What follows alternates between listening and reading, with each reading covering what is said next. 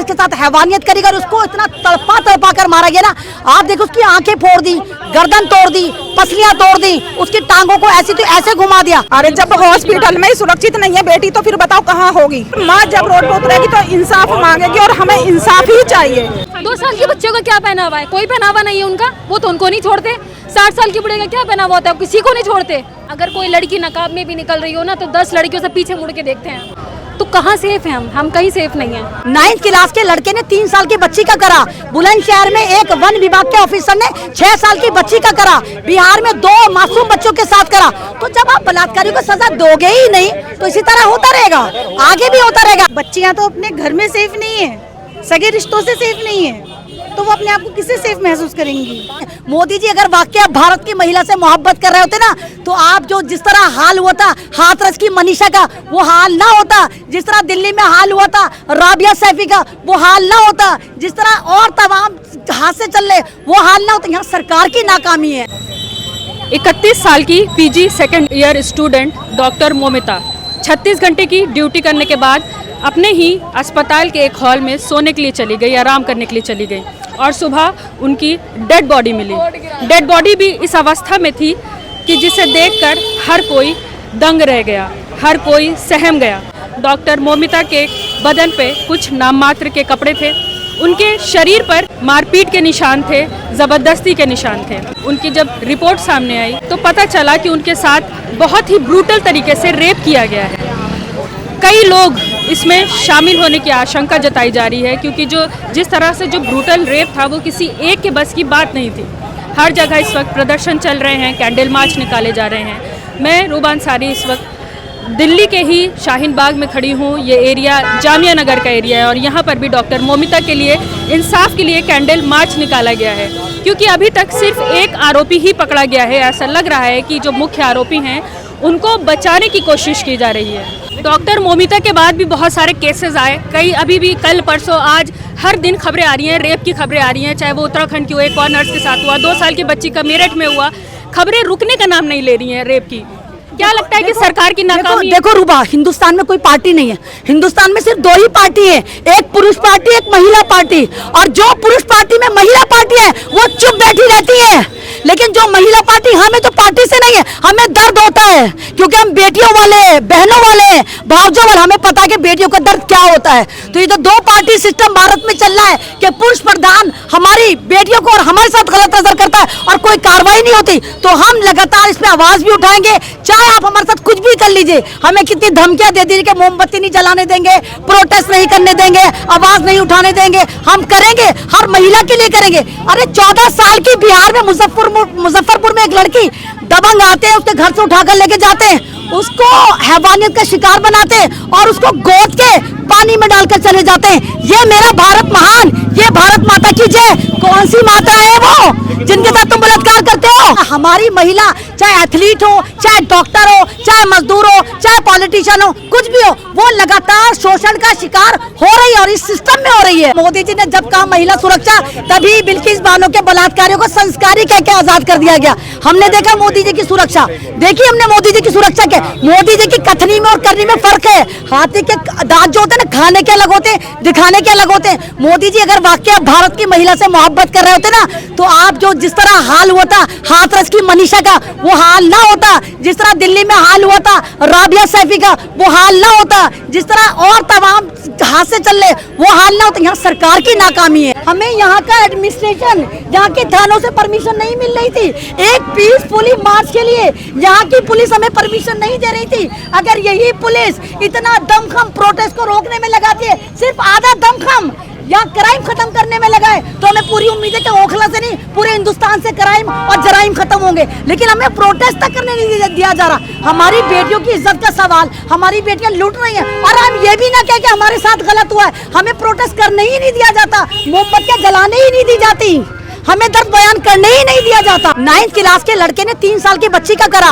बुलंदशहर में एक वन विभाग के ऑफिसर ने 6 साल की बच्ची का करा। बिहार में 2 मासूम बच्चों के साथ करा। तो जब आप बलात्कारी को सजा दोगे ही नहीं तो इसी तरह होता रहेगा, आगे भी होता रहेगा। कल फिर कहीं और मोमबत्तियां जल रही होंगी, परसों फिर कहीं और मोमबत्तियां जल रही होंगी। मोमबत्तियां जलती रहेंगी और सरकार के कान पे जूनी रहेंगी।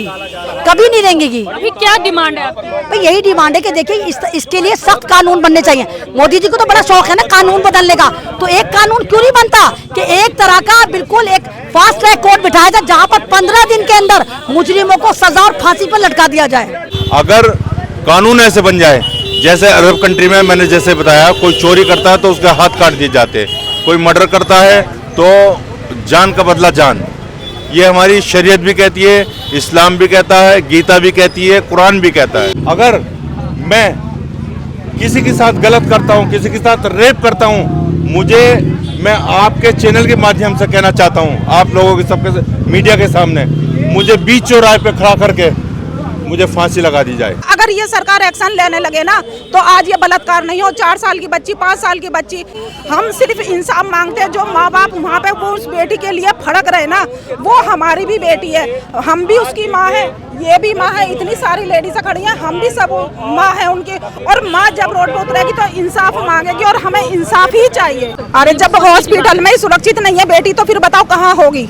और बेटी ऐसा भी नहीं है, हम भी एक महिला है, मैं भी एक महिला हूँ, मुझे भी रात में निकलना होता है। इस तरह अंधेरा है, अभी आप देख रहे हैं दिल्ली जैसे शहर में हम खड़े हुए हैं। अगर हम ये मान लें कि अस्पताल में जहाँ लड़कियाँ काम कर रही हैं, 10 उसके साथ स्टाफ हैं, 50 स्टाफ है, अगर वहाँ पे लड़की सुरक्षित नहीं है तो हम जैसे लोग जो ज़मीन पे उतर के काम कर रहे हैं वो किस तरह खुद को सुरक्षित मानेंगी? आज तो हमें भी ये मेरी बेटी है, जॉब करती है, कभी इसकी शिफ्ट 1 से 10 लगती है तो 11 बजे तक आग लगती है। अब तो हमें भी बहुत ज़्यादा डर लगने लगा है उसे देखकर, हमारी बेटी भी बहुत डर लगता है। अब तो भेजने को भी मन नहीं करता। जब बेटियां बाहर निकल रही हैं तो दरिंदे ऐसे चुपट जाते हैं कि उनके साथ में सब कुछ करते हैं। आप इनकी बेटी हैं, आप जॉब भी कर रही हैं, आप बाहर निकली, किसी तरह का डर लग रहा है अब आपको? ये सारी जो घटनाएं सुनने सामने आ रही हैं, बिल्कुल मुझे बहुत डर लगता है।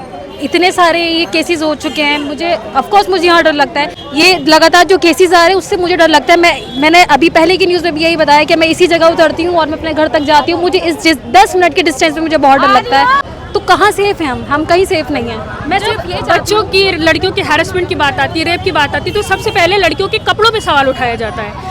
आप पूरी तरह नकाब में पर्दा करके निकलती है, आपको कभी इस तरह की किसी घटना का सामना करना पड़ा? आपको अगर कोई लड़की नकाब में भी निकल रही हो ना तो 10 लड़कियों से पीछे मुड़ के देखते हैं। 2 साल के बच्चों का क्या पहनावा है? कोई पहनावा नहीं है उनका, वो तो उनको नहीं छोड़ते। 60 साल की बुढ़े का क्या पहनावा होता है? किसी को नहीं छोड़ते। आप मुझे बताओ ना।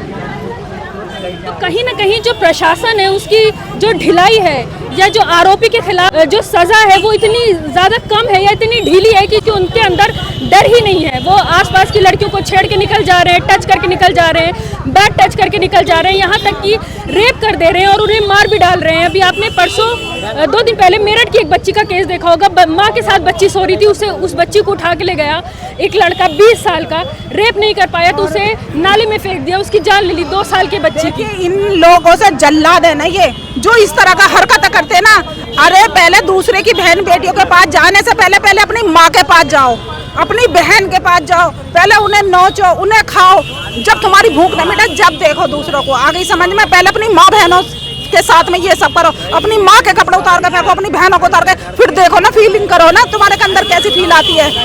आज तुम किसी बेटी के साथ करो ना, हो सकता कल को तुम्हारी माँ बहन के साथ में दूसरा कोई कर जाना, फिर मजा आएगा आप लोगों को। आज रक्षाबंधन के दिन ये मार्च निकालने का हमारा मकसद ही सिर्फ यही था कि ये पता चलना चाहिए कि आज के दिन भाई बहनों की रक्षा की कस्में खाते हैं। कहाँ है वो भाई, कहाँ बचा पाए अपनी बहन को? एक ये डॉक्टर बिटिया ही नहीं, इन जैसी काफ़ी बच्चियाँ देश से गई हैं और एक से एक काबिल थी, अपने सपनों को आज तक वो साकार नहीं कर पाई। बच्चियाँ तो अपने घर में सेफ नहीं है, सगे रिश्तों से सेफ नहीं है, तो वो अपने आप को किससे सेफ महसूस करेंगी? ना घर में, ना पुलिस डिपार्टमेंट में, ना डॉक्टर, ना कॉलेज में पढ़ने वाली निर्भया, कहाँ कौन सेफ है? कोई नहीं।